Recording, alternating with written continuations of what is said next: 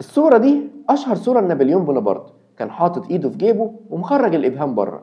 الفرنسيين في الوقت ده كانوا بيشوفوا إن الحركة دي منافية للآداب، وكمان الرسامين كانوا ما بيحبوش يرسموا الشخص بالوضع ده.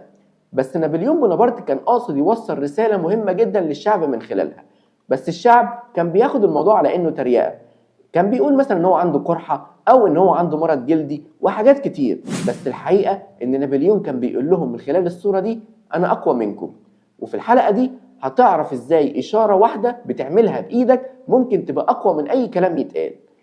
الحقيقة إن سنة 1738 وقبل ما نابليون يتولد بكتير، في كاتب اسمه فرانسوا نيفلون كتب كتاب اسمه A Book of Gentle Behavior. الكتاب ده قال فيه إن حركة وضع الإيد جوه الجيب مع إخراج الإبهام لبره أو الوضع بتاع صورة نابليون ده بيدل على إن الشخص جاي من أصول عريقة وبيتسم بالشجاعة والتواضع. ولما الفنان أو الرسام جاك لويس ديفيد رسم الصورة بالمنظر ده لنابليون ووراها له، فنابليون بص كده وقال له فهمتني يا عزيزي.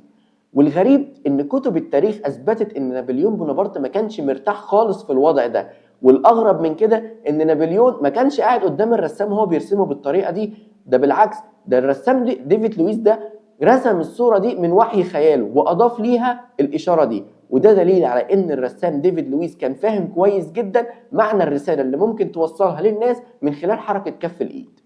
فالعلماء لاحظوا ان في اشارات او وصلات عصبيه كتير جدا بتربط الايد بالمخ اكتر من اي جزء تاني في الجسم، وده دليل على ان حركاتك بتاعت ايدك، حركاتك اللي انت بتعملها بايدك وبتستخدمها بتبين الحالة العاطفية اللي انت عليها. وفي كمان بحث اتعمل في جامعة مانشستر عن طريق ان هم جابوا مجموعة من المتطوعين وقسموهم نصين، وخلوا شخصين يرووا قصة قدامهم، بس شخص وهو بيحكي القصة يبتدي يحرك بايده ويصور المشاهد اللي هو بيقولها بايده، والشخص التاني يحكي القصة من غير ما يحرك ايديه. ولقوا ان الناس اللي حضرت المحاضرة او القصة او سمعت القصة من الشخص اللي كان بيحرك ايده افتكروا اكتر من 30% من القصة، بعكس الناس التانية اللي ما افتكرتش حاجة خالص. ده دليل برضو على ان اشارتك لايدك او لو انت بتتكلم وبتحرك ايدك، الحركة دي بتخلي انتباه الناس يبقى معاك وتركز اكتر في كلامك ويفهموا كويس جدا او يفضلوا فاكرين الكلام اللي انت بتقوله. وكمان في دول كتير كانت بتستخدم إشارة الإيد أو رفع الإيد لعلامات الترقيم، أو بتنظم الكلام مين يتكلم ومين يسكت. يعني مثلا لما كنا بنحضر محاضرات وعايزين نتكلم أو إحنا في مؤتمر أو ندوة والكلام ده، ولما شخص بيبقى عايز يتكلم بيعمل إيه؟ بيرفع إيده. فالحركة دي جاية من الإيطاليين والفرنسيين. الإيطالي لما كان بيعوز يتكلم كان بس بيرفع إيده وبياخد الحق في الكلام، ولما بيبتدي يتكلم المستمعين يا اما او الشخص الرئيسي اللي بيستمع يعني يا اما بيحط ايده جنبه او بيحطها ورا ظهره وبيبتدي الشخص الايطالي بيتكلم. وللاسف الناس كانت بتفكر ان الايطاليين شعب ودود لان هو دايما هو بيتكلم بيرفع ايده لفوق، لكن الحقيقه زي ما اتكلمنا قبل كده ان الشخص الايطالي بيرفع ايده وبيحركها على طول، ده عشان يمنع الحق للطرف الثاني من انه ياخد فرصته في الكلام. وفي حاجه كمان، لو مثلا في شخص عاوز يشرح وجهة نظر، او ان شخص مثلا بيلخص محاضرة والمحاضرة دي ليه فيها وجهتين نظر، فعشان تعرف هو ميال لانهي وجهة نظر بص على ايده.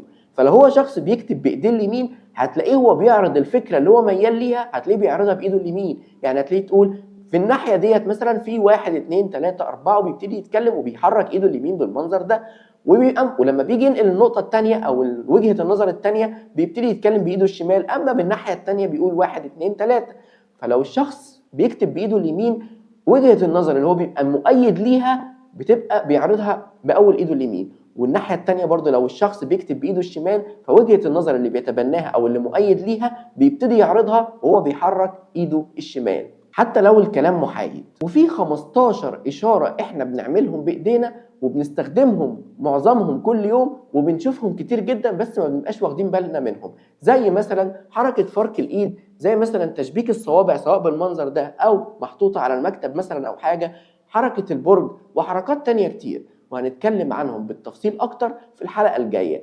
شكرا، ولو المحتوى عجبك ما تنساش تشترك في القناة. أنا أمير، شكرا إنك وصلت للآخر. سلام.